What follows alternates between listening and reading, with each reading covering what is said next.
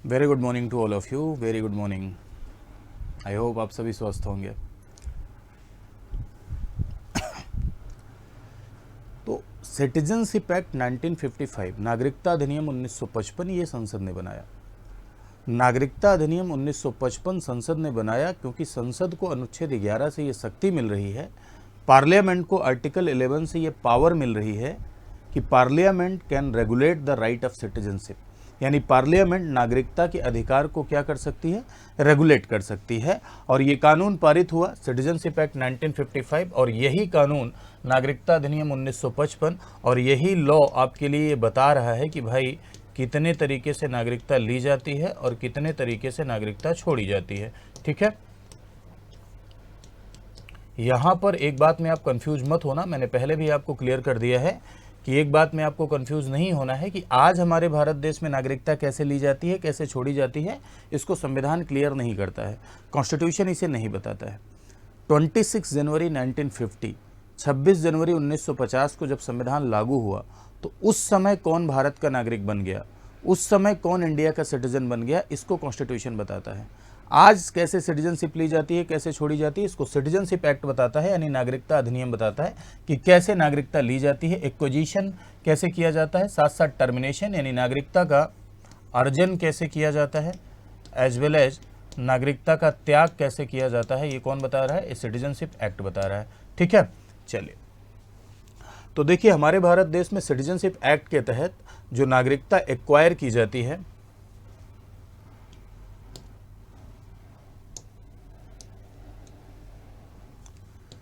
पांच तरीके हैं नागरिकता के अर्जन के।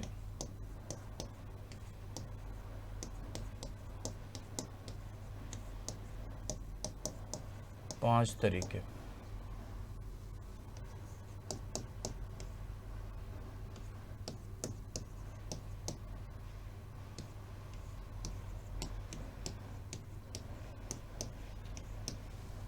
कौन कौन से पांच तरीके हैं, तो एक तरीका है बाई बर्थ यानी जन्म से नागरिकता, बाई बर्थ यानी जन्म से। दूसरा बाई डिसेंट यानी वंश से नागरिकता, वंश। ठीक है, अगला है बाई रजिस्ट्रेशन, बाई रजिस्ट्रेशन यानी पंजीकरण से नागरिकता।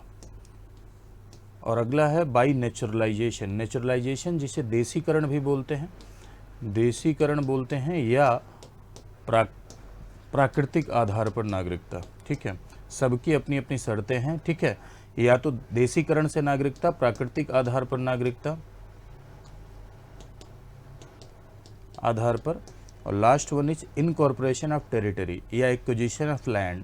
इनकॉर्पोरेशन ऑफ टेरिटरी मींस क्षेत्र समावेष्टि द्वारा।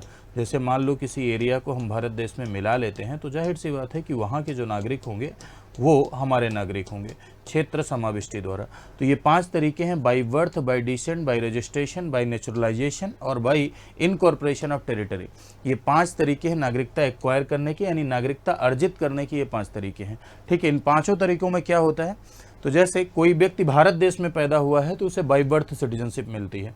कोई भारत में पैदा हुआ है तो उसे बाई बर्थ सिटीजनशिप मिलती है, यानी जन्म से सिटीजनशिप मिलती है। भारत से बाहर यदि पैदा हुआ है तो वंश से सिटीजनशिप मिलती है। और इंडियन ओरिजिन के जो पीपल हैं, भारतीय मूल के जो लोग हैं, उनको नागरिकता, अगर भारतीय मूल का कोई व्यक्ति भारत से बाहर रह रहा है, भारतीय मूल का कोई व्यक्ति, इंडियन ओरिजिन का कोई व्यक्ति भारत से बाहर रह रहा है और विदेशी नागरिक है, तो पंजीकरण की कुछ शर्तें हैं, उन शर्तों को पूरा करने के बाद उसे बाई रजिस्ट्रेशन या पंजीकरण के द्वारा नागरिकता मिलती है। या कोई विदेशी जिसने भारत के नागरिक के साथ विवाह किया है उसे पंजीकरण के द्वारा नागरिकता मिलती है। या भारतीय नागरिक के नाबालिग बच्चे जो किसी विदेशी राष्ट्र की नागरिकता धारण करते हैं तो उन्हें नागरिकता मिलती है।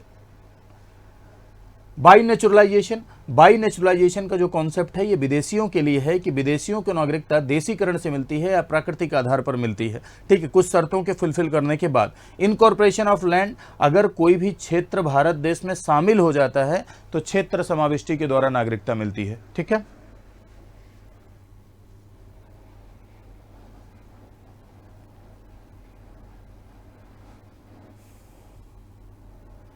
राइट।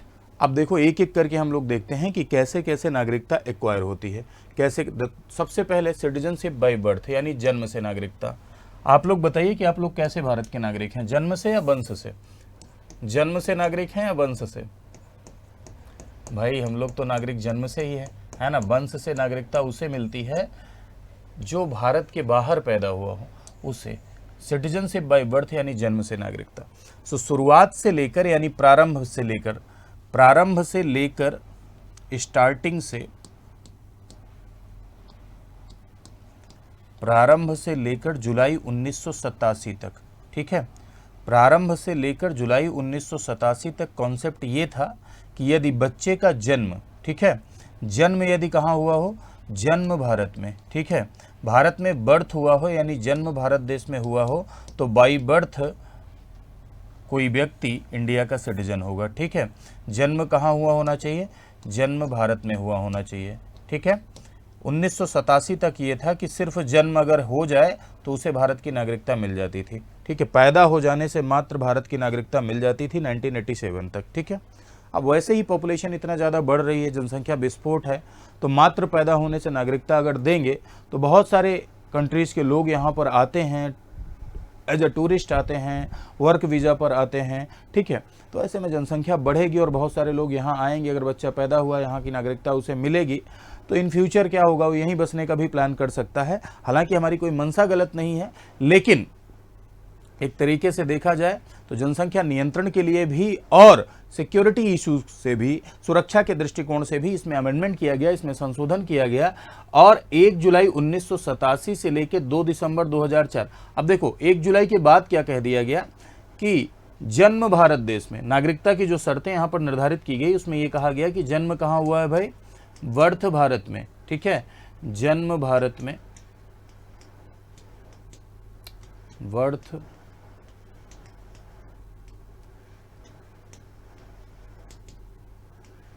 इन इंडिया, ठीक है।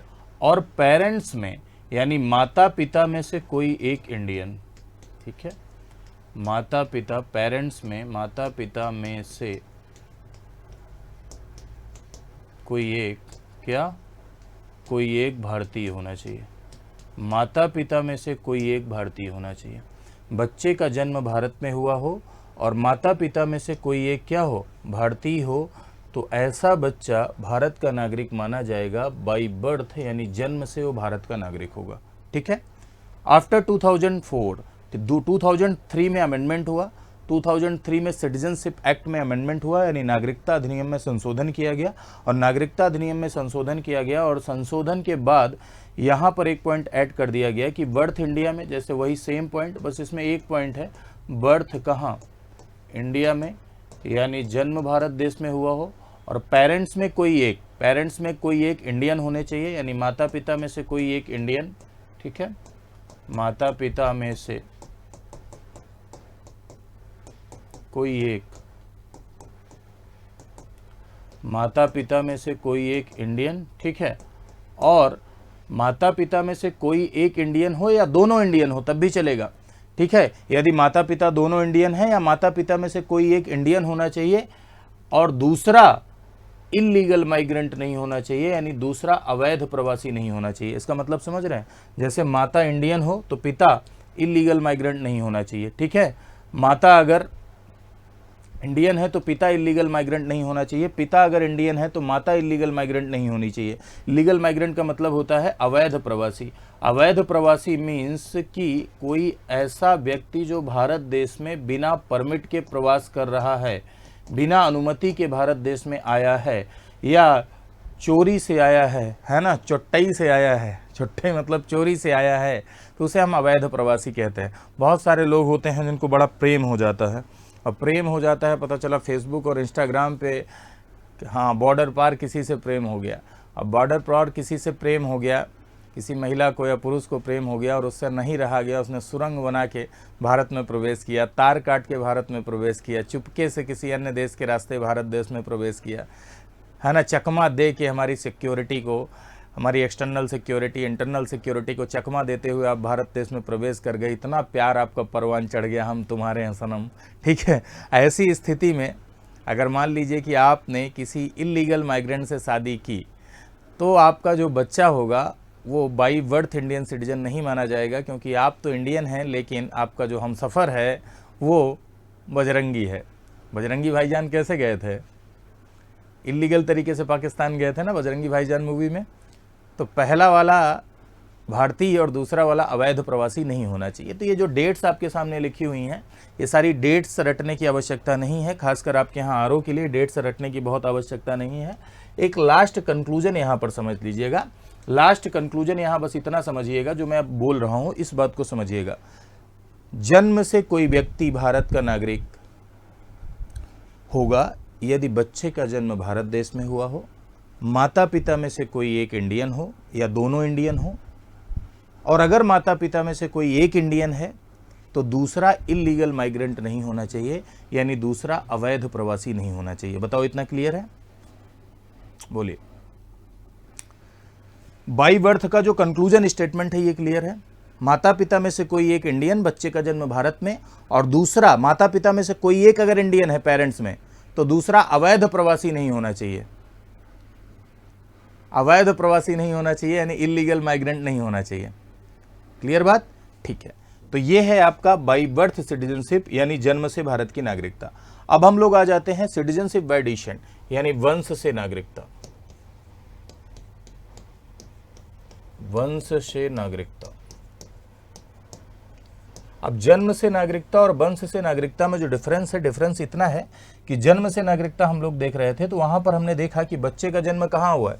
बच्चे का जन्म भारत में, और यहाँ पर आप देखेंगे यहाँ बच्चे का जन्म भारत से बाहर। ठीक है, जो बर्थ हो रही है जन्म भारत से बाहर।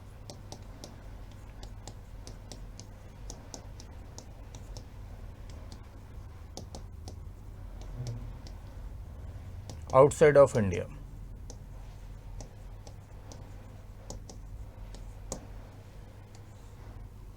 जन्म भारत से बाहर हो। ठीक है, 26 जनवरी 1950 से लेकर 10 दिसंबर 1992 तक का कॉन्सेप्ट यही था कि जन्म भारत से बाहर हो और पिता इंडियन हो। ठीक है, पिता इंडियन हो यानी फादर क्या होना चाहिए? पिता इंडियन होना चाहिए, पिता भारतीय होना चाहिए। ठीक है, भारतीय होना चाहिए, ये कॉन्सेप्ट था, पिता भारतीय होना चाहिए।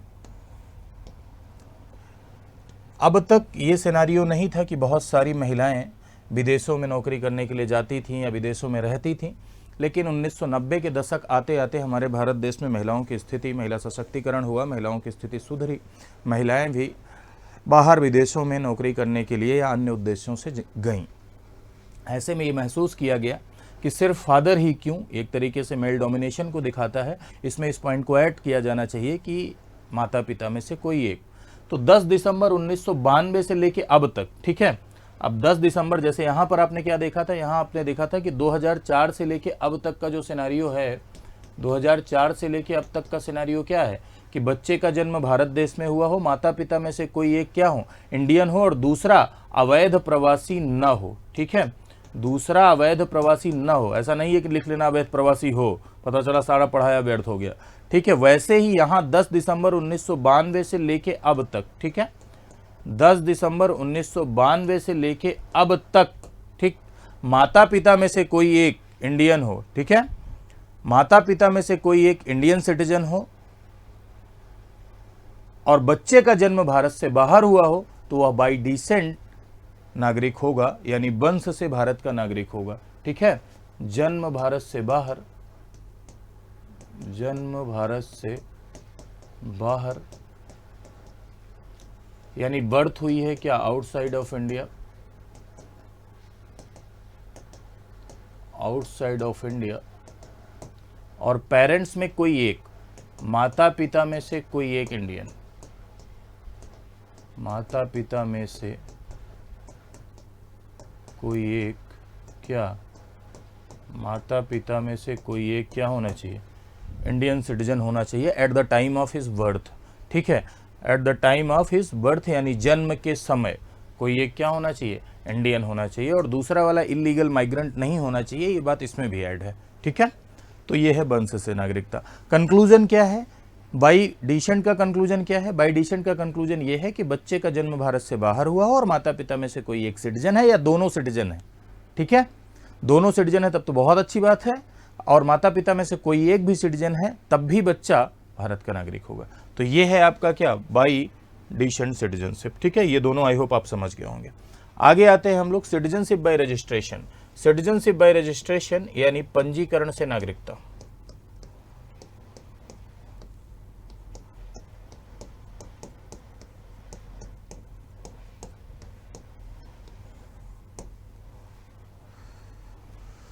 पंजीकरण से नागरिकता, दैट मीन्स कि बाई रजिस्ट्रेशन भी नागरिकता सिटीजनशिप एक्ट 1955 के थ्रू मिलती है। नागरिकता अधिनियम 1955 के थ्रू बाई रजिस्ट्रेशन भी सिटीजनशिप मिलती है। और कौन कौन से ऐसे व्यक्ति हैं जो इसमें एलिजिबल हैं?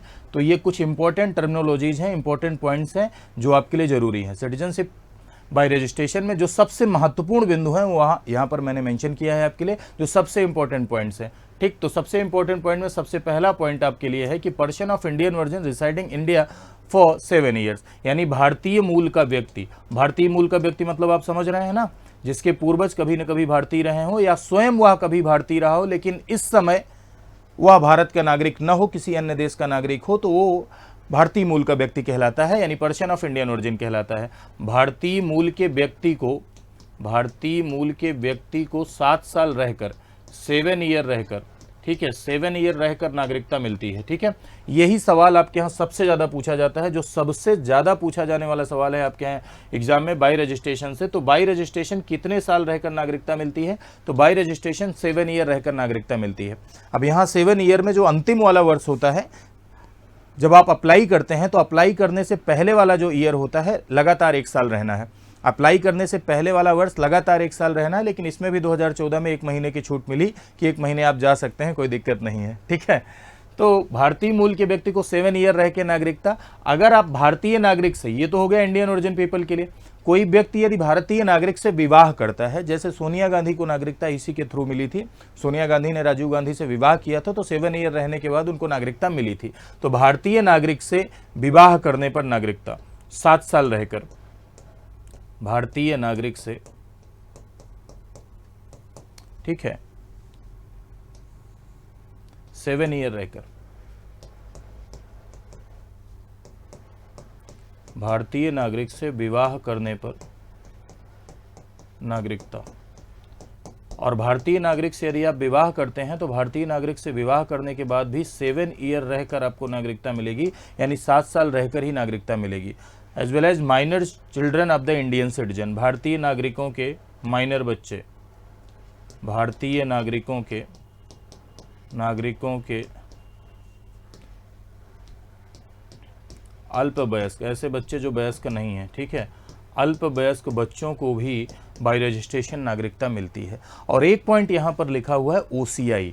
ओसीआई क्या होता है? OCI means overseas citizen of India. OCI registered for 5 year, यानी overseas citizen of India, OCI को 5 साल रहकर नागरिकता, यानी 5 ईयर रहकर नागरिकता मिलती है। किसको भैया? ओसीआई को। अब ओसीआई क्या है? तो ओसीआई एक फैसिलिटी है, ठीक है। OCI overseas citizen of India एक सुविधा कार्ड होता है, ओसीआई होल्डर है ना, इंडियन ओरिजिन, पाकिस्तान और बांग्लादेश को छोड़कर, ठीक है, पाकिस्तान और बांग्लादेश को छोड़कर बाकी किसी भी देश के भारतीय मूल के लोग भारत में अगर ओसीआई कार्ड होल्डर हैं तो उन्हें आजीवन फ्री वीजा यात्रा की सुविधा मिलती है, उन्हें फाइनेंशियल सुविधा, वित्तीय सुविधा मिलती है, उन्हें शैक्षिक सुविधा मिलती है, वो भारत देश में व्यापार कर सकते हैं। ओसीआई कार्ड होल्डर कहते हैं। ये एक तरीके की दोहरी नागरिकता नहीं है, ये एक तरीके की सुविधा है भारतीय मूल के लोगों के साथ अच्छे संबंध बनाने के लिए, ठीक है। अगर हम भारतीय मूल के लोगों के साथ अच्छे संबंध बनाएंगे जो भारत में से बाहर हैं, तो वो भी हमारे साथ अच्छे संबंध बनाएंगे, जिससे हमें इकोनॉमिकल प्रॉफिट होगा, आर्थिक लाभ भी होगा। हम उन्हें लव यू बोलेंगे तो वो हमें भी लव यू टू बोलेंगे।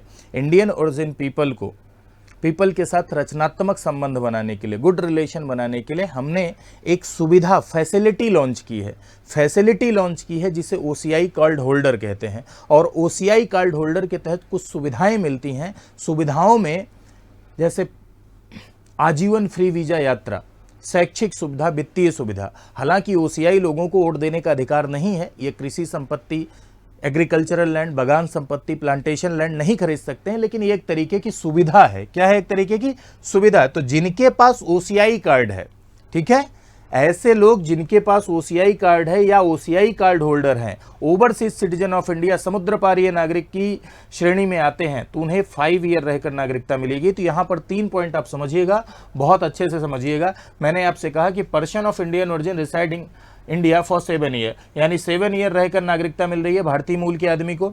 स्पाउसेस ऑफ इंडियन सिटीजन, यानी अगर आप भारतीय नागरिक से विवाह कर रहे हैं तो 7 ईयर रहकर।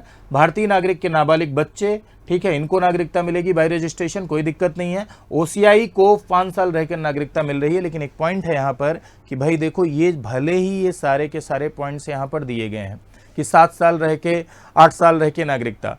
एक सवाल है कि अगर मान लीजिए कि कोई व्यक्ति भारत देश में 7 साल नहीं 70 साल रहा और इंडियन ओरिजिन का व्यक्ति है, परमिशन पे रहा, लीगली रहा, और गवर्नमेंट ऑफ इंडिया उसे सिटीजनशिप नहीं देना चाहती है, तो भारत सरकार उसे नागरिकता नहीं देनी चाहती है, तो ऐसे में नहीं मिलेगी। आप इसके लिए क्लेम नहीं कर सकते हैं। कोई भी विदेशी इस बात के लिए क्लेम नहीं कर सकता है कि हम 7 साल रह गए, हमको नागरिकता दे दो, हम रह गए हैं तो, लालू जी की आवाज़ में। ऐसा नहीं है। This is the full discretion of the government of India. ये full discretion of the government of India है, यानी भारत सरकार का ये पूरी तरीके का विवेक है। और ये विवेक सिटीजनशिप एक्ट, नागरिकता अधिनियम देता है भारत सरकार को कि भारत सरकार चाहे तो नागरिकता दे और चाहे तो नागरिकता न दे। सीधा सा कॉन्सेप्ट है, ठीक है। तो बाई रजिस्ट्रेशन में आपको 2 बातें याद रखनी है जो सबसे ज़्यादा एग्जाम पॉइंट ऑफ व्यू से इंपॉर्टेंट है आपके लिए। पहली बात का क्या याद रखेंगे आप कि इंडियन ओरिजिन यानी भारतीय मूल के लोगों को कितने साल रह के नागरिकता मिलेगी? बोलो, 7 ईयर रह के नागरिकता मिलेगी। पहली बात याद रखना है। दूसरा क्या याद रखना है? दूसरा, ओसीआई को कितने साल रह के नागरिकता मिलेगी? तो ओसीआई को 5 ईयर रह के नागरिकता मिलेगी, यानी 5 साल रह के नागरिकता मिलेगी। ये दोनों पॉइंट आपको याद रखना है, ठीक है। जब आप नागरिकता के लिए अप्लाई करते हैं तो उससे पहले 1 साल आपको लगातार रहना होता है, लेकिन उसमें भी 1 महीने की छूट मिल गई है कि 1 महीने आप याद आ रही है तो जा सकते हैं मिलने, ठीक है। चलिए नेक्स्ट पर आते हैं। आई होप हो गया होगा।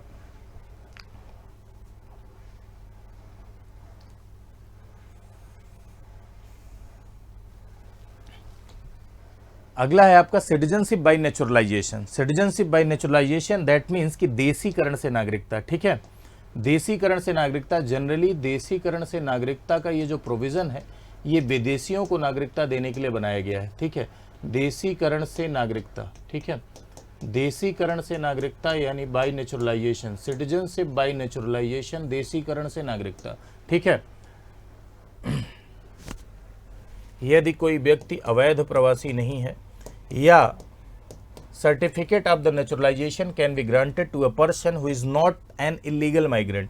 यदि कोई व्यक्ति अवैध प्रवासी नहीं है या किसी ऐसे कंट्री से रिलेटेड नहीं है, किसी ऐसे देश से रिलेटेड नहीं है जहां के लोगों को नागरिकता देने के लिए हमने बैन कर रखा है। इसका मतलब समझिए कि अगर मान लीजिए कि हमने किसी नियम के तहत या कानून के तहत किसी कंट्री को बैन कर रखा है कि यहाँ के लोगों को हम सिटीजनशिप नहीं देंगे, तो अगर बैन कर रखा है तो ऑटोमेटिकली ये बात यहाँ पर लागू हो जाएगी कि उसे फिर नेचुरलाइजेशन के थ्रू नागरिकता नहीं मिलेगी, चाहे आप भले ही 1000 शर्तों को फुलफिल करें, भले ही आप नागरिकता की सभी शर्तों को फुलफिल करें, लेकिन अगर बैन कर रखा है तो नागरिकता नहीं मिलेगी। तो कोई व्यक्ति यदि अवैध प्रवासी नहीं है, इलीगल माइग्रेंट नहीं है, ठीक है, अवैध प्रवासी नहीं है,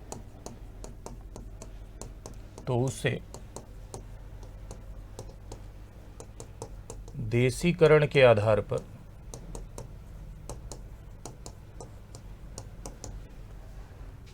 नागरिकता दी जा सकती है।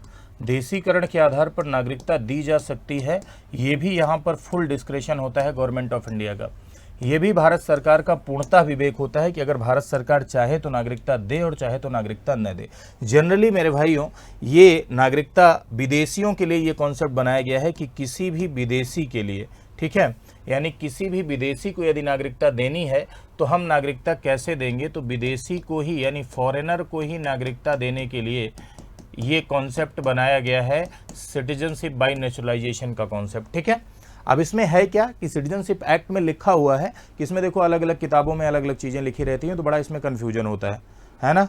किताब आप खोलेंगे कहीं 11 साल, कहीं 12 साल, कहीं 14 साल, इस तरह से लिखा हुआ रहता है, तो पूरा कॉन्सेप्ट आप समझ लेंगे तो इसमें कोई दिक्कत नहीं आएगी। अगर आपको लगता है कि अलग अलग लिखा हुआ है, जो मैंने बताया वो अलग बताया, कहीं और आपने अलग पढ़ा है, तो इस पर जज्बाती मत होइए। नागरिकता दे कौन रहा है? Citizenship act. सिटीजनशिप एक्ट क्या है? एक लॉ है, एक कानून है ना? किसने बनाया है? संसद ने बनाया है, ठीक है। तो आज तो जमाना बहुत हाईटेक हो गया है, गूगल पे डालिए सिटीजनशिप एक्ट, डाउनलोड कीजिए, पीडीएफ डाउनलोड हो जाएगा, वहां जाके बाय नेचुरलाइजेशन में देख लीजिए कि भाई क्या लिखा हुआ है, दूध का दूध पानी का पानी हो जाएगा, सब कुछ स्पष्ट हो जाएगा, ठीक है। अगर मान लो आप ये अथेंटिक नहीं ढूंढ पा रहे हैं कि क्या सही है क्या गलत है, तो वहां जाके देख लीजिए। खैर, सिटीजनशिप एक्ट जो कहता है वही बात मैं आपको यहां बताने जा रहा हूं कि बाई नेचुरलाइजेशन नागरिकता लेने के लिए कंटिन्यूअसली, पहली बात तो ध्यान रखना, बाई नेचुरलाइजेशन अगर किसी को नागरिकता लेनी है तो उसे भारत देश में 14 साल रहना होता है। कितने साल रहना होता है? 14 ईयर। बाई नेचुरलाइजेशन नागरिकता के लिए, ठीक है, 14 साल रहकर नागरिकता मिलती है विदेशी को, है ना। विदेशी को कितने साल रहकर भैया? विदेशी को 14 साल रहकर नागरिकता। अब 14 साल रहकर नागरिकता मिलती है, लेकिन इस 14 साल में मेरे भाइयों क्या है कि इस 14 साल में उसे एटलीस्ट 11 साल रहना ही होता है, ठीक है। एटलीस्ट उसे 11 साल रहना ही होता है, ठीक है। बाकी इसमें छूट। एटलीस्ट 11 साल रहने होने का मतलब क्या है कि इसमें लिखा हुआ है कि देखो, जैसे कि 365 प्लस 365, 730 दिन की तो डायरेक्ट छूट होती है कि आप चाहे एक बार में कंप्लीट कर लें, चाहे थोड़े थोड़े दिन तक के कंप्लीट कर लें, तो 2 साल ये सीधे निकल गया, 12 साल, ठीक है। बाकी 2014 में 1 महीने की छूट और दे दी गई। तो इसीलिए ये कहा जाता है कि सिटीजनशिप एक्ट में ये सीधे सीधे लिखा हुआ है कि देशीकरण के द्वारा बाई नेचुरलाइजेशन यदि किसी फॉरेनर को नागरिकता लेनी है तो 14 साल रहकर नागरिकता मिलती है, और जिस साल उसने नागरिकता के लिए अप्लाई किया है उसके पहले वाला साल उसे लगातार रहना है। Has lived in India continuously 12 month period the making the application, यानी अप्लाई करने से पहले वाला साल 12 महीने लगातार रहना है, ठीक है। और इन 14 सालों में उसे 12 साल तो रहना ही, इन 14 सालों में 12 महीने तो उन्हें लगातार रहना है, और बाकी एटलीस्ट 11 साल तो उसे रहना ही है। यानी 14 में 11 साल तो रहना ही है और 12 महीने लगातार रहना है। लेकिन इस लगातार वाले में भी 1 महीने की छूट दे दी गई है। 2014 में लगातार वाले में भी 1 महीने की छूट दे दी गई है। कुल मिला के कंफ्यूज होने की जरूरत नहीं है। एक बार फिर से मैं आपको बताता हूं कि क्या है सिनेरियो। सिटीजनशिप एक्ट में लिखा कितने साल रहकर नागरिकता? 14 साल। जिस साल आपने अप्लाई किया 12 महीने लगातार रहना है। क्या इस 12 महीने लगातार वाले में भी छूट मिल गई? 12 महीने लगातार वाले में भी 1 महीने की छूट मिली है। खैर चलो, इसमें भी आप कंफ्यूज हो रहे हैं, कोई बात नहीं, निकाल दो। इन 14 में कितने साल रहना ही रहना है? तो 11 साल रहना ही रहना है। 14 में कितने साल रहना ही रहना है? बोलो, 11 साल रहना ही रहना है। इसीलिए कभी कभी किन्हीं किन्हीं किताबों में ये लिखा है कि प्राकृतिक आधार पर या देशीकरण के आधार पर नागरिकता 11 साल रहकर मिलती है। 11 साल रहकर मिलती है, ये इसलिए लिखा है क्योंकि 14 में मिनिमम 11 आपको रहना ही होता है, इसीलिए ये लिखा है। एग्जाम में भी अगर आपसे पूछा जाएगा कि देशीकरण के आधार पर कितने साल रहकर नागरिकता मिलेगी और उसमें 11 ऑप्शन में है, तो आप टिक करके आएंगे, उसमें कोई दिक्कत नहीं है, ठीक है। 11 ही सही होगा। तो ये आप समझ गए बाई नेचुरलाइजेशन कैसे नागरिकता मिल रही है। विदेशियों को कितने साल रह के नागरिकता मिल रही है? हाँ, 14 साल का कॉन्सेप्ट है, लेकिन जिसमें एटलीस्ट 11 ईयर आपको रहना ही है। कोई दिक्कत? अब यहां पर एक छोटा सा पॉइंट है। 11 साल उन 12 महीनों से अलग नहीं है। 11 साल रहना ही है।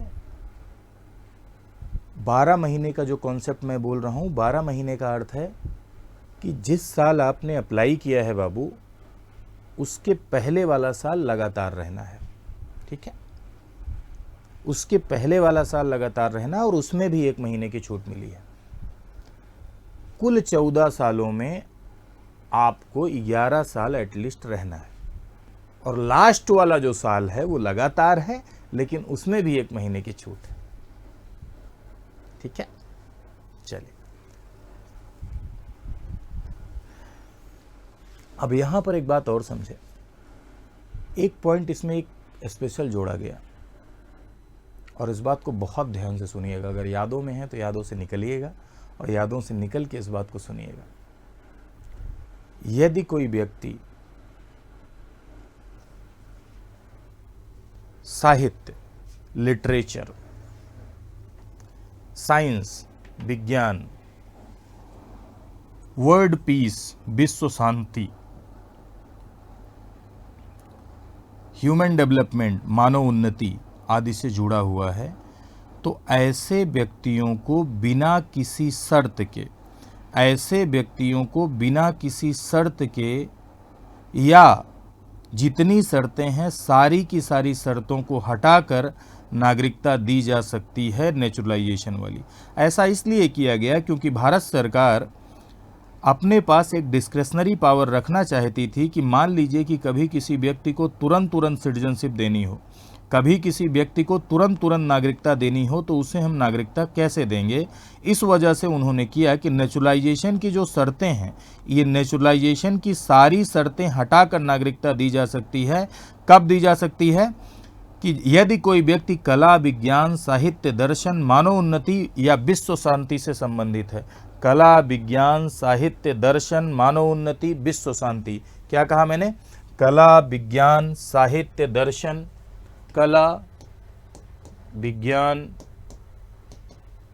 साहित्य, दर्शन, मानव उन्नति और विश्व शांति। विश्व शांति, दैट मीन्स, इसको नोट डाल के अलग से मेंशन कर लेना। कला यानी art, science, literature, philosophy, human development, मानव उन्नति, वर्ल्ड पीस, ठीक है, विश्व शांति। तो कला, साहित्य, विज्ञान, दर्शन, मानव उन्नति और विश्व शांति से जुड़ा हुआ यदि कोई पर्सन है, तो उसे नेचुरलाइजेशन की एक या सभी शर्तों को हटाकर नागरिकता दी जा सकती है।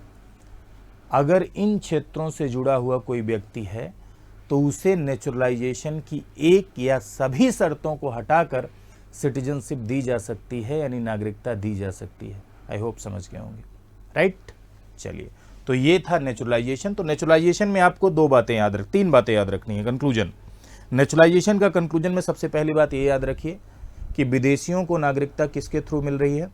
बाय नेचुरलाइजेशन मिल रही है। दूसरी बात जो आपको इसमें याद रखनी है कि मिनिमम कितने साल रहना जरूरी है? 11 साल एटलीस्ट, 14 में 11 साल एटलीस्ट रहना ही रहना है, और अंतिम वाला साल 1 साल लगातार रहना है, उसमें भी 1 महीने की छूट मिली है। तीसरी बात, यदि कोई व्यक्ति art, literature, philosophy, human development, world peace, science से जुड़ा हुआ है, तो नेचुरलाइजेशन की एक या सभी कंडीशन को हटाकर नागरिकता दी जा सकती है। क्लियर है बात इतना? अच्छा, एक बात और समझिएगा कि जैसे आपका कंफ्यूजन ना हो, कि सिटीजनशिप एक्ट आया था 2019 में, सिटीजनशिप अमेंडमेंट एक्ट आया था, जिसे आप CAA के नाम से जानते हैं। सिटीजनशिप अमेंडमेंट एक्ट 2019 में आया था। उसमें हुआ क्या था कि उसमें पाकिस्तान, बांग्लादेश और अफगानिस्तान, बांग्लादेश और अफगानिस्तान के 6 धर्मों के शरणार्थी, जिसमें इस्लाम धर्म शामिल नहीं था, 6 धर्मों के शरणार्थियों को, रिफ्यूजीज को 5 साल रहकर नागरिकता दी गई। तो इसी में अमेंडमेंट किया गया था, बाय नेचुरलाइजेशन ही नागरिकता दी गई, 5 साल रहकर नागरिकता दी गई, लेकिन इसी में संशोधन किया गया था, यानी इसी में अमेंडमेंट किया गया था, ठीक है, जिसे आप CAA के नाम से जानते हैं, CAA, ठीक है। आप कहते हैं ना, जिस पर बहुत विवाद था, सिटीजनशिप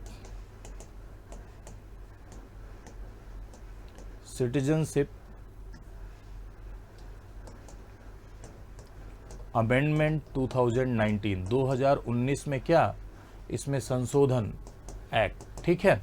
अमेंडमेंट 2019 यानी 2019 में इस नागरिकता अधिनियम, किसमें ये संशोधन हो रहा है?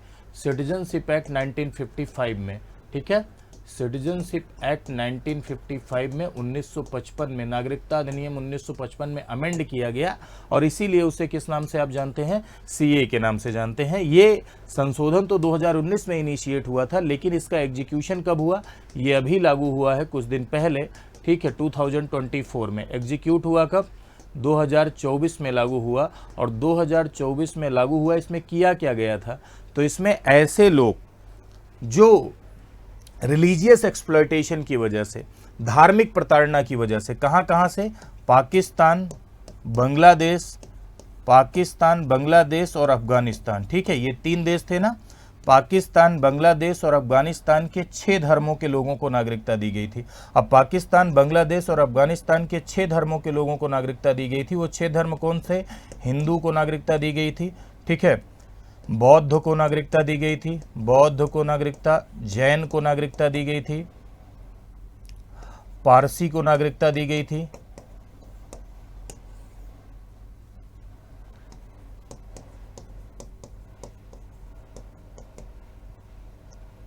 क्रिश्चियन को नागरिकता दी गई थी। और कौन से हिंदू, कौन से बौद्ध, कौन से जैन, कौन से पारसी, तो ऐसे लोग जो धार्मिक प्रताड़ना की वजह से, रिलीजियस एक्सप्लॉयटेशन की वजह से 2014 के पहले प्रवेश किए थे, उन्हें 5 साल रहकर नागरिकता दी गई। यानी इन्हें क्या दिया गया, इन्हें नागरिकता दी गई। इस कानून के तहत, यानी सिटीजनशिप अमेंडमेंट एक्ट के तहत, पाकिस्तान, बांग्लादेश, अफगानिस्तान से आए, पाकिस्तान, बांग्लादेश और अफगानिस्तान से आए हिंदू, बौद्ध, जैन, पारसी, क्रिश्चियन शरणार्थी को, ठीक है, क्रिश्चियन शरणार्थी को नागरिकता दी गई, को 5 ईयर रहकर नागरिकता दी गई, 5 साल रहकर नागरिकता दी गई। और किसके थ्रू नागरिकता दी गई भैया, बाई नेचुरलाइजेशन नागरिकता दी गई, यानी देसीकरण के आधार पर नागरिकता दी गई। बाई नेचुरलाइजेशन, देसीकरण के थ्रू इनको नागरिकता दी गई, ठीक है। हाँ, 6 साल नहीं है, 5 साल रहकर, 2014 से पहले आए थे और 2019 में दी गई, ठीक। हाँ, तो 5 साल रहकर ही नागरिकता मिली अमेंडमेंट करके। बाई नेचुरलाइजेशन यानी देसीकरण। अब कैसे, अब आप लोग कहेंगे सर उसमें तो 11 साल लिखा हुआ है, 5 साल रह के कैसे नागरिकता दे दिए, है ना। उसमें तो 11 साल लिखा हुआ है, 5 साल रह के कैसे नागरिकता दे दिए। उसमें तो कितना क्या लिखा है, 11 साल लिखा हुआ है, 5 साल रह के आप कैसे नागरिकता दे दिए। तो मेरे भाई ये संशोधन किया गया था, किसमें संशोधन किया गया था, सिटीजनशिप एक्ट में संशोधन किया गया था। और सिटीजनशिप एक्ट में संशोधन करके 6 धर्मों के लोगों को 5 साल रहकर नागरिकता दी गई। 6 नहीं लिखे हैं क्या, अरे यार सिख छोड़ दोगे क्या, चलो एक, हाँ गलती से छूट गया था, ठीक। कौन कौन सा, हिंदू, बौद्ध, जैन, पारसी, क्रिश्चियन, सिख, हो गए ना अब 6। अच्छा, इस 6 की बात कर रहे थे, हमने कहा ये जो 5 साल मैंने लिखा है इसमें कह रहे हो 6 साल, ठीक है। एक बार फिर से सुनो, देसीकरण के आधार पर या नेचुरलाइजेशन के आधार पर नागरिकता के लिए किसी विदेशी को 11 साल मिनिमम रहना होता है। बट 2019 में एक अमेंडमेंट प्रस्तुत किया गया, 2019 में एक अमेंडमेंट आया। अमेंडमेंट में ये हुआ कि ऐसे लोग जो रिलीजियस एक्सप्लॉयटेशन की वजह से, कारण इसका यही है, रिलीजियस एक्सप्लॉयटेशन यानी धार्मिक प्रताड़ना की वजह से, पाकिस्तान में ये लोग माइनॉरिटी हैं, अफ़गानिस्तान में ये लोग माइनॉरिटी हैं, बांग्लादेश में ये लोग माइनॉरिटी हैं। तो ये लोग धार्मिक उत्पीड़न की वजह से भारत देश में प्रवेश किए। अब धार्मिक उत्पीड़न की वजह से भारत देश में प्रवेश किए तो भारत सरकार ने ये तर्क दिया कि ऐसे लोग जो धार्मिक प्रताड़ना की वजह से भारत देश में प्रवेश किए हैं 2014 से पहले, ऐसे हिंदू, ऐसे बौद्ध, ऐसे जैन, ऐसे पारसी, ऐसे सिख, ऐसे क्रिश्चियन को 5 साल रहकर नागरिकता दी गई। विवाद ये था कि इनमें से जो शरणार्थी आए थे उसमें इस्लाम धर्म के भी शरणार्थी थे, उन्हें नागरिकता नहीं दी गई। इसी बात पर विवाद था, इसी बात पर डिस्प्यूट थी। लेकिन गवर्नमेंट ऑफ इंडिया ने तर्क ये दिया कि हम नागरिकता दे रहे हैं और इस आधार पर नागरिकता दे रहे हैं कि जो रिलीजियस एक्सप्लॉयटेशन की वजह से आए हैं, यानी धार्मिक प्रताड़ना की वजह से आए हैं। और धार्मिक प्रताड़ना ऐसे लोगों की होती है जो संख्या में कम होते हैं, और पाकिस्तान में मुसलमान मेजॉरिटी में हैं, बहुसंख्यक हैं। अफगानिस्तान में मुसलमान मेजॉरिटी में हैं, यानी बहुसंख्यक हैं। बांग्लादेश में मुसलमान मेजॉरिटी में है, यानी बहुसंख्यक हैं। तो यह तर्क, यह लॉजिक नहीं बनता है कि उनके साथ रिलीजियस एक्सप्लॉयटेशन हो रहा है, उनके साथ धार्मिक प्रताड़ना हो रही है। ठीक है, क्लियर है? इस वजह से इन्हीं धर्मों के लोगों को दी। ये अमेंडमेंट एक पर्टिकुलर अमेंडमेंट था। ठीक है, अभी भी बाई नेचुरलाइजेशन यदि किसी विदेशी को नागरिकता लेनी है तो 11 साल रहकर ही मिलेगी, लेकिन इन पर्टिकुलर के लिए 5 साल का प्रोविजन अकेले किया गया है। ये मत सोच लेना कि सब के लिए कर दिया गया है कि 5 साल रह के नागरिकता। ठीक है, पर्टिकुलर इसी के लिए ऐसा था। यही था आपका सिटीजनशिप में जो अमेंडमेंट हुआ था। आई होप आपको क्लियर हुआ होगा। ठीक है, अब आ जाते हैं हम लोग अगले तरीके पर। और अगला जो नागरिकता एक्वायर करने का अपना तरीका है वो है citizenship by incorporation of territory. Incorporation of territory that means क्षेत्र समाविष्टि के द्वारा नागरिकता।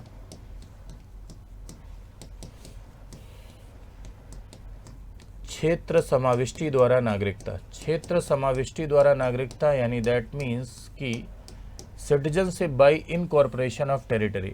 दैट मीन्स कि when a territory becomes a part of India. ठीक है, कोई भी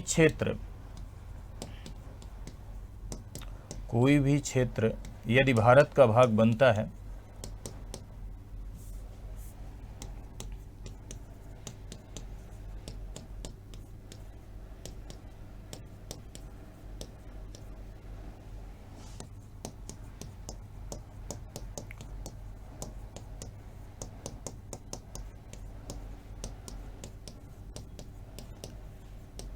तो वहाँ के लोगों को इस आधार पर नागरिकता मिलती है। दैट मीन्स कोई भी एरिया, जैसे मान लीजिए कि ये कोई विदेशी क्षेत्र है, इसे भारत देश में शामिल किया गया, तो यहाँ के लोग भारत के नागरिक होंगे। कैसे भारत के नागरिक होंगे?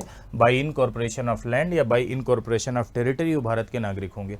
जैसे सिक्किम भारत में आया तो सिक्किम के लोग भारत के सिटीजन हुए, है ना। हाँ, गोवा का भारत देश में विलय किया गया तो गोवा के लोग भारत के नागरिक हुए। मान लो भविष्य में पाकिस्तान को अगर हम भारत देश में मिला लेंगे तो पाकिस्तान के लोग भारत के नागरिक होंगे। चाइना को हम भारत देश में मिला लेंगे अगर मान लो, ठीक है, ज़्यादा जज्बाती नहीं होना, इतना ज़्यादा मान भी नहीं लेना है, तो पूरा नूडल हमारा हो जाएगा। ठीक है, वहाँ के लोग हमारे क्या हो जाएंगे? नागरिक हो जाएंगे। तो ये है citizenship by incorporation of territory. Incorporation of territory that means कि किसी भी क्षेत्र को यदि हम भारत देश में शामिल करते हैं तो वहाँ के नागरिक भारत के नागरिक होते हैं। क्लियर बात? चलिए, तो ये तो हो गई नागरिकता का अर्जन। 5 तरीके से नागरिकता का अर्जन किया जाता है। कौन कौन सा है आपका? एक है बाई बर्थ आपका, दूसरा है बाई डिसेंट आपका, तीसरा है बाई रजिस्ट्रेशन आपका, चौथा है बाई नेचुरलाइजेशन आपका, और पांचवा है आपका by incorporation of land. By incorporation of land यानी क्षेत्र समाविष्टि द्वारा। ठीक है, जन्म से नागरिकता में एक बात आपको याद रखनी है, एक बार फिर से मैं रिवाइज कर दे रहा हूं कि जन्म से नागरिकता में आपको क्या याद रखना है कि बच्चे का जन्म भारत देश में हुआ हो और पेरेंट्स में से कोई एक इंडियन हो और दूसरा इलीगल माइग्रेंट नहीं होना चाहिए।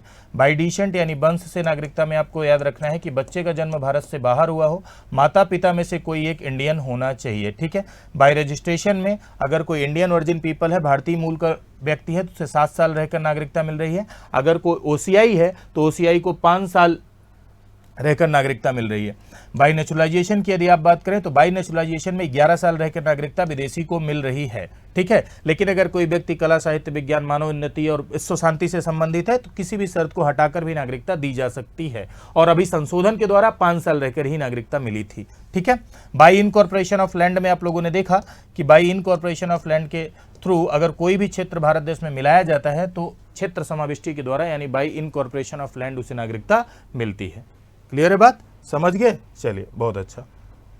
अब हम आ जाते हैं termination of the citizenship. Termination of the citizenship यानी नागरिकता का समाप्त होना। ठीक है,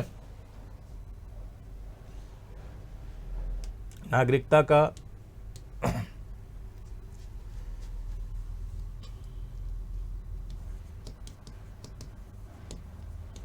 सिटीजनशिप एक्वायर करने के 5 तरीके थे। सिटीजनशिप को क्विट करने के यानी नागरिकता का त्याग करने के कितने तरीके हैं भैया? 3 तरीके हैं। 3 तरीकों से नागरिकता का त्याग किया जाता है। First is by renunciation. By renunciation का मतलब होता है स्वैच्छिक त्याग से। स्वैच्छिक त्याग यानी आपका मन नहीं लग रहा है, आपको सिंगापुर जाना है, ठीक है, वहाँ दूसरी शादी करनी है, वहीं रहना, बिल्कुल चले जाओ, क्या दिक्कत है, कौन रोक रहा है। बाय रिनंशिएशन यानी स्वैच्छिक त्याग से, स्वैच्छिक त्याग यानी स्वयं से आप छोड़ सकते हैं, कोई दिक्कत नहीं है।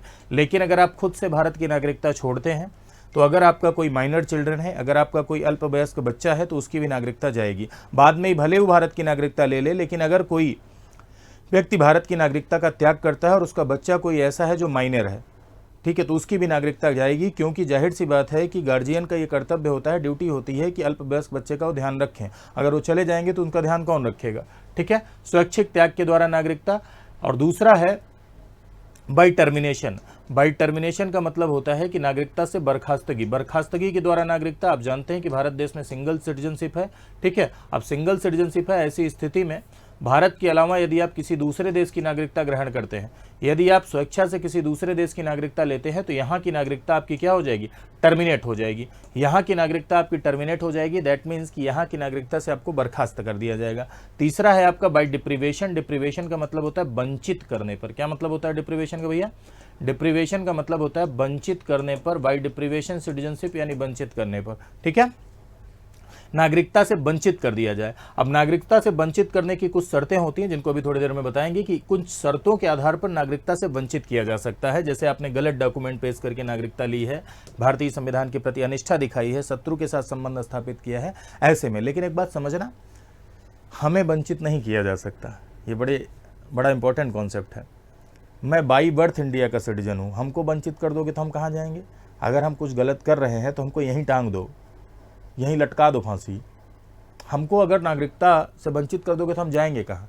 बाई बर्थ बाई डिसेंट को वंचित नहीं किया जाता है। वंचित किया जा सकता है जो लोग बाई रजिस्ट्रेशन सिटीजनशिप लिए हैं, यानी जो लोग पंजीकरण से नागरिकता लिए हैं, उन्हें वंचित किया जा सकता है। जो लोग बाई नेचुरलाइजेशन सिटीजनशिप लिए हैं, यानी जो लोग प्राकृतिक आधार पर नागरिकता लिए हैं, उन्हें वंचित किया जा सकता है ना। जो लोग बाई रजिस्ट्रेशन सिटीजनशिप लिए हैं, उन्हें वंचित किया जा सकता है। जो लोग बाई नेचुरलाइजेशन यानी प्राकृतिक आधार पर सिटीजनशिप लिए हैं, उन्हें वंचित किया जा सकता है, राइट। तो और दूसरी बात यहाँ पर जो आपको याद रखनी है, वो याद रखनी है कि जिस समय भारत युद्ध में व्यस्त हो, उस समय इन आवेदनों पर विचार नहीं किया जाता है। तो सबसे पहले यहाँ पर यही चीज़ मेंशन है कि बाय रिनंसिएशन। बाय रिनंसिएशन मैंने आपको बताया कि क्या मतलब होता है इसका, स्वैच्छिक त्याग से, यानी स्वयं से आप नागरिकता छोड़ सकते हैं, कोई दिक्कत नहीं है। यही बात लिखा हुआ है कि वॉलंटरी डिक्लेरेशन बाय सिटीजन, ठीक है। स्वेच्छा से यदि नागरिक अपनी नागरिकता छोड़ दे, स्वेच्छा से नागरिक द्वारा नागरिकता छोड़ना, यदि आप स्वेच्छा से नागरिकता छोड़ना चाहते हैं, आराम से छोड़िए, ठीक है, जाइए, ठीक है। दूसरी बात by termination. By termination means automatic loss if another country citizenship is voluntary acquired. यदि स्वेच्छा से किसी अन्य देश की नागरिकता लेते हैं तो यहाँ की नागरिकता स्वतः बर्खास्त हो जाएगी, ठीक है। अब कुछ लोग इसमें मुझे एग्जांपल दे देंगे कि वो हैं, उनकी नागरिकता वहाँ की है, ठीक है, उनकी नागरिकता वहाँ की है। तो मेरे भाई, कोई व्यक्ति इतना बड़ा चोट्टा है, इतना बड़ा चोर है कि वो किसी अन्य देश की नागरिकता रखा है और गवर्नमेंट ऑफ इंडिया को पता नहीं चल पा रहा है, तो मेरे जैसे छोटे से मास्टर को कहाँ से पता चल जाएगा वो, ठीक है। और आपको कहाँ से पता चल गया, कौन सी व्हाट्सएप, फेसबुक और इंस्टा यूनिवर्सिटी से, और आपको इतनी अथेंटिक जानकारी कहाँ से। गवर्नमेंट ऑफ इंडिया का काम है कि अगर मान लो गवर्नमेंट ऑफ इंडिया को ये पता चल जाता है कि भाई किसी व्यक्ति के पास भारत के अलावा किसी अन्य देश की भी सिटीजनशिप है, तो यहाँ की ऑटोमेटिकली चली जाएगी, है ना, ऑटोमेटिकली चली जाएगी। लेकिन फिर भी इतना बड़ा कोई चोर है ना, बहुत सारे लोगों का नाम आप यहाँ लेते हैं कि भाई नहीं, उनकी नागरिकता तो यहाँ के साथ साथ इंग्लैंड में भी है, उनकी नागरिकता तो बड़ी बड़ी पर्सनालिटीज़ हैं, मैं नाम नहीं लूँगा, उनकी नागरिकता तो यहाँ के साथ साथ कनाडा की भी है। तो भाई इस तरह से रूमर पे हमें बात नहीं करनी चाहिए एज ए एस्पिरेंट, जब तक चीज़ें क्या हैं पूरी तरीके से क्लियर ना हो जाए। चीज़ें क्लियर हो जाएंगी तो हम पढ़ लेंगे, अपने एग्जाम में दे के चले आएंगे। हम अपना दिमाग रूमर पे क्यों ख़राब करें। दिमाग रूमर पे ख़राब करते हैं तो उससे क्या होता है कि अपने कॉन्सेप्ट खुद हिल जाते हैं, तो इस बात का ध्यान रखिए। तो देखिए भैया, टर्मिनेशन ऑटोमेटिक, अब रूमर है या नहीं है तो बाद में पता चलेगा भाई, जब चीज़ें क्लियर होंगी। तो यदि व्यक्ति स्वेच्छा से किसी अन्य देश की नागरिकता लेता है, व्यक्ति स्वेच्छा से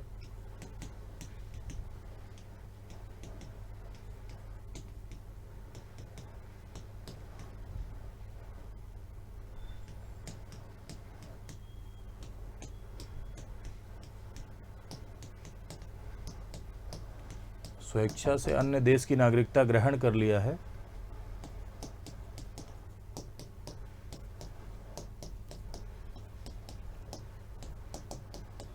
तो भारत की स्वतः समाप्त हो जाएगी, यानी भारत की क्या हो जाएगी, ऑटोमेटिकली टर्मिनेट हो जाएगी, है ना।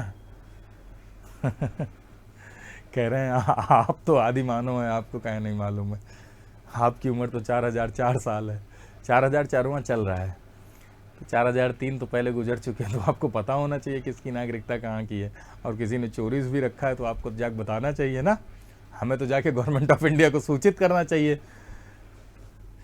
कि हे भारत सरकार, ये देखो इनको हमने देखा है। चलिए, खैर, तो ये दोनों आप समझ गए ना, स्वैच्छिक त्याग से नागरिकता और दूसरा बाई टर्मिनेशन, बर्खास्तगी से नागरिकता और स्वैच्छिक त्याग से नागरिकता। आई होप इतना आप समझ गए होंगे, राइट। अगला है आपका वंचित करने पर नागरिकता। वंचित करने पर नागरिकता यानी किसी को नागरिकता से वंचित कैसे किया जा सकता है। तो नागरिकता से वंचित करने की कुछ कंडीशंस होती है by deprivation. By deprivation that means कि वंचित करने पर। तो सबसे पहले तो ये कॉन्सेप्ट क्लियर कर लेना कि जन्म से कोई व्यक्ति यदि नागरिक है, बाई बर्थ कोई नागरिक है, तो उसे वंचित नहीं किया जा सकता। वंश से कोई नागरिक है तो उसे वंचित नहीं किया जा सकता। क्षेत्र समाविष्टि से अगर कोई व्यक्ति नागरिक है तो उसे वंचित नहीं किया जा सकता। वंचित करने के लिए सिर्फ और सिर्फ किसको, ओनली बाई रजिस्ट्रेशन, ठीक है, ओनली बाई रजिस्ट्रेशन और only by naturalisation. That means कि पंजीकरण और देशीकरण वालों के लिए ही है, और देशीकरण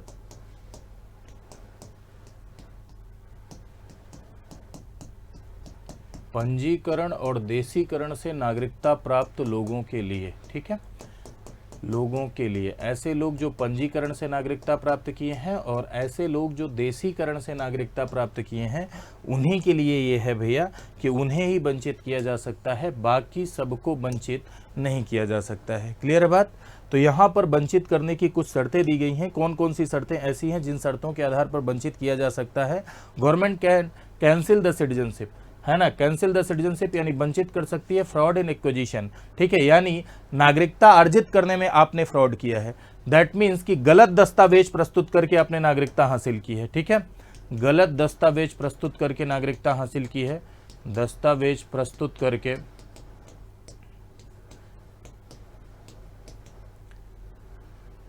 गलत दस्तावेज प्रस्तुत करके नागरिकता ली है, ठीक है। एक पॉइंट तो ये हो गया, आपने गलत तथ्य छुपाए हैं, आप चोट्टा हैं, चोट्टा है मतलब आप चोर हैं, तथ्य छुपा कर अगर आपने नागरिकता ली है तब आपकी जाए। डिसलॉयल्टी और एंटी नेशनल एक्ट, ठीक है, एंटी नेशनल एक्ट यानी संविधान के प्रति अनिष्ठा, ठीक है, संविधान के प्रति, ठीक है, डिसलॉयल्टी कॉन्स्टिट्यूशन के प्रति है, संविधान के प्रति अनिष्ठा या एंटी नेशनल देश विरोधी गतिविधियों में लिप्त हैं, देश विरोधी गतिविधियों में लिप्त, देशद्रोही, देश विरोधी गतिविधि में लिप्त, कोई ऐसा कार्य कर रहे हैं जो देश विरोधी है, एंटी नेशनल है, ठीक है, तो ऐसे में भी आपको नागरिकता से वंचित किया जा सकता है, ठीक है। और शत्रु के साथ अवैध व्यापारिक संबंध,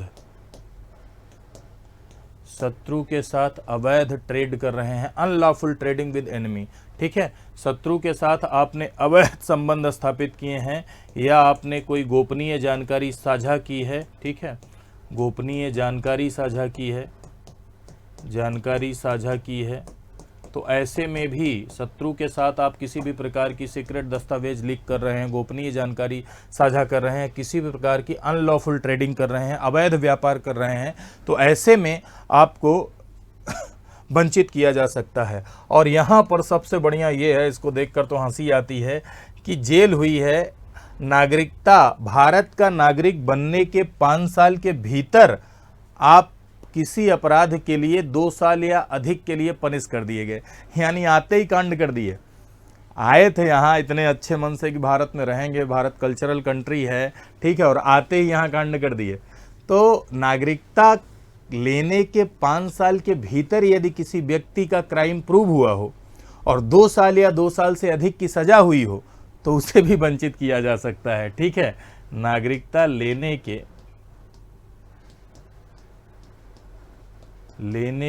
5 वर्ष के भीतर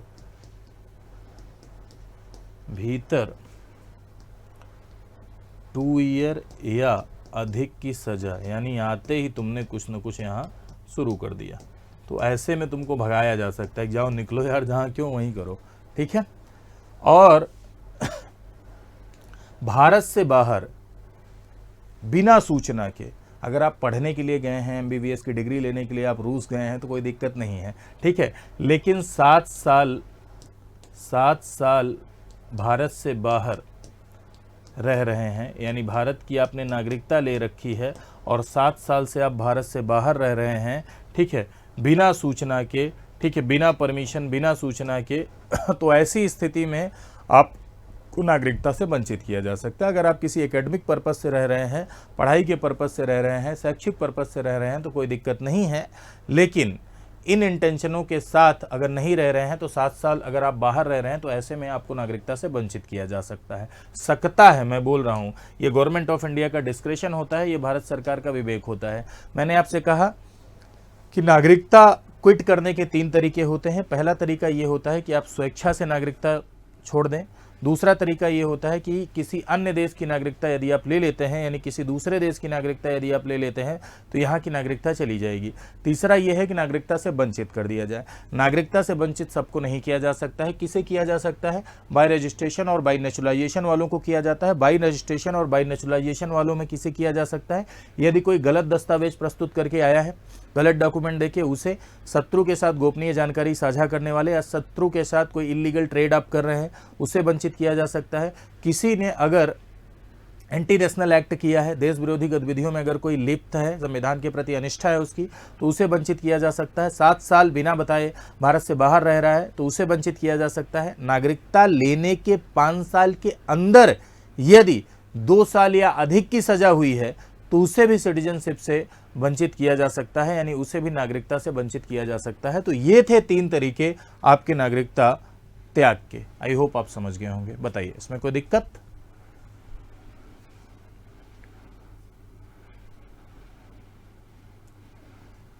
चलिए, बहुत बढ़िया, आप समझ गए। आर यू फॉलोइंग ना? मजा आया?